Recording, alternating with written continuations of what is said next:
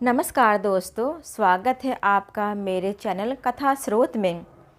हर एक स्त्री के मन के अंदर माँ बनने की इच्छा कुदरती होती है, पर यह तो उस प्रभु की कृपा है जिस पर उसकी दया हो जाती है, उसकी झोली खुशियों से भर जाती है।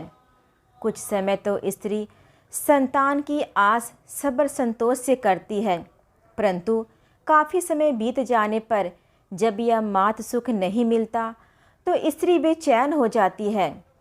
साहिब श्री गुरु अर्जन देव जी की शादी को 12 वर्ष बीत चुके थे, पर उनकी पत्नी माता गंगा जी की कोई संतान नहीं हुई थी। एक दिन माता गंगा जी दुखी होकर गुरु अर्जन देव जी से कहने लगे कि स्वामी, आप तो सभी के मन की जान लेते हो, सभी की मनोकामना पूरी करते हो। मैं ही एक ऐसी अभागन हूँ जिस पर आपकी कृपा अभी तक नहीं हुई है। तो गुरु अर्जन देव जी कहते हैं कि आप अपनी इच्छा बताएं। गुरु नानक के दर पर सभी की मनोकामना पूरी होती है।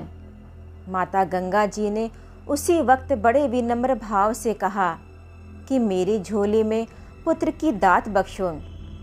गुरु नानक के दर पर किसी भी चीज़ की कमी नहीं है। पुत्र की प्राप्ति के लिए आप बाबा बुढ़ा जी के पास जाएं, उनकी सेवा कर सच्चे मन से प्रार्थना करें। उनके वचनों में बहुत शक्ति है, वो प्रसन्न होकर आपके ऊपर कृपा करेंगे। बाबा जी उस परमात्मा के चरणों में आपकी मनोकामना पूरी करने की प्रार्थना करेंगे। उनकी की गई हुई प्रार्थना कभी भी खाली नहीं जाती। गुरु अर्जन देव जी ने माता गंगा जी से यह सब कहा। गुरु जी की बातें सुन माता जी को बहुत प्रसन्न हुई। उन्होंने बाबा बुड्ढा जी की महिमा की बहुत सुनी हुई थी। उन्हें पूरा भरोसा था कि बाबा बुड्ढा जी के वर से मुझे पुत्र प्राप्ति अवश्य होगी। दूसरे ही दिन माता गंगा जी बहुत उत्साह के साथ अपनी दासियों से कहा कि तैयारी करें, हमें बाबा बुड्ढा जी की सेवा करने को जाना है। माता जी के आदेश से कई तरह के पकवान तैयार किए गए। एक रथ में सारे पकवान रखे गए। माता गंगा जी अपने सभी दासियों को साथ लिया और रथों पर सवार होकर बाबा बुड्ढा जी की ओर चल दिए। उधर बाबा बुड्ढा जी ध्यान लगाए उस प्रभु के सिमरन में मगन थे कि उन्हें घोड़ों की आवाज़ें सुनाई दी। जब देखा तो धूल उड़ रही थी और रथ उनकी ओर आ रहे थे। उन्होंने अपने साथियों से कहा कि देखिए कौन आ रहा है। जब देखा तो माता गंगा जी अपने दासियों के साथ आए। सेवक ने जाकर बाबा जी से कहा कि गुरु जी की सुपत्नी आ रही है। बाबा जी के मुख से अचानक यह वचन निकले कि यह गुरु घर वालों में कैसी भगदड़ मची हुई है। बाबा जी के यह वचन सुन माता जी वहीं रुक गए। उनकी आगे बढ़ने की हिम्मत नहीं हुई। उन्होंने सारे पकवान बाबा जी के आगे रख दिए और वापस महल को चल दिए। जब वह निराश होकर महल में आए तो गुरु अर्जन देव जी ने पूछा कि क्या हुआ, आप तो वर लेने के लिए गए थे, आपका चेहरा मुरझाया हुआ है, आप उदास हो, क्या बात है।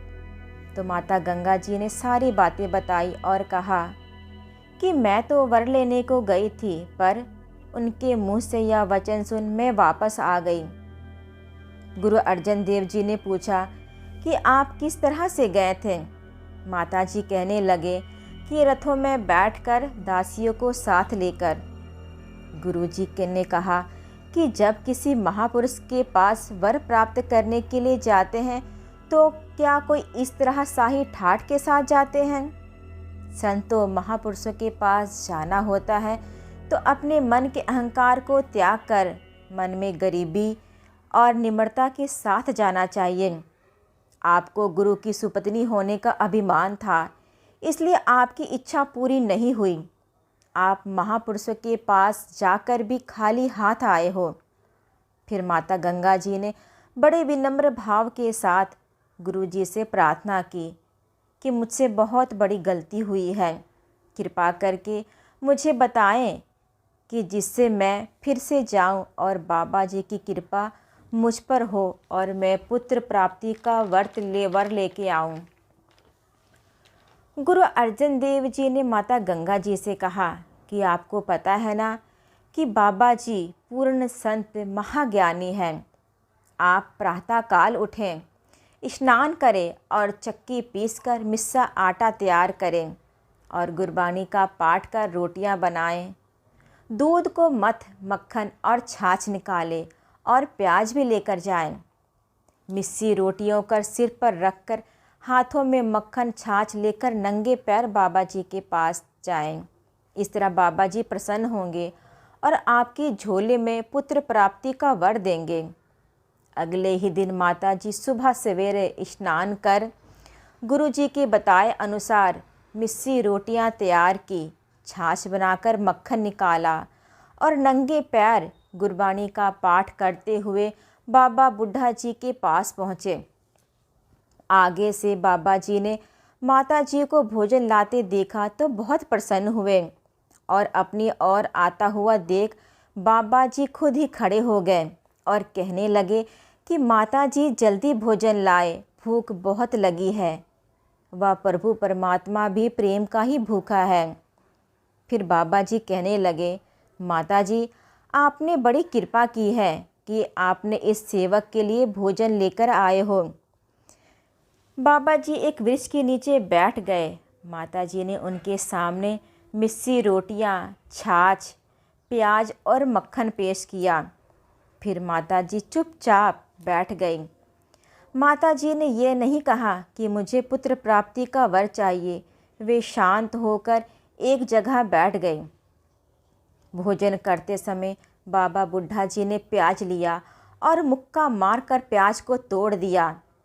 महाज्ञानी प्रसन्न होकर वचन कहने लगे कि माता जी जिस तरह मैंने मुक्का मारकर प्याज को तोड़ा है, इसी तरह दुश्मनों के खिलाफ लड़ने वाला बलि योद्धा आपके सपुत्र आपके घर जन्म लेंगे।